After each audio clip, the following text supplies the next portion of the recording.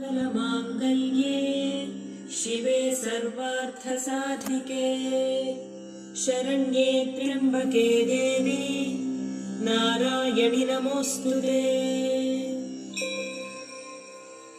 अस्य श्रीललिता सहस्रनाम स्तोत्रमाला मन्त्रस्य वशिन्यादिवाग्देवता ऋषयः अनुष्टुप् छन्दः श्रीललिता परमेश्वरी देवता श्रीमद्वाग्भवकूटेति बीजम् मध्यकूटेति शक्तिः शक्तिकूटेति कीलकम् श्रीललिता महात्रिपुरसुन्दरी प्रसादसिद्धिद्वारा चिन्तितफलावाप्त्यर्थे जपे विनियोगः।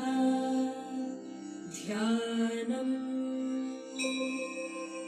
सिन्दूरारुणविग्रहां त्रिनयनां माणिक्यमौलिस्फुरत्तारानायकशेखरां स्मितमुखीमापीनवक्षोरुहां पाणिभ्यामलिपूर्णरत्नचषकं रक्तोत्पलं बिभ्रतीं सौम्यां रत्नघटस्थरक्तचरणां ध्यायेत्परामम्बिकाम्।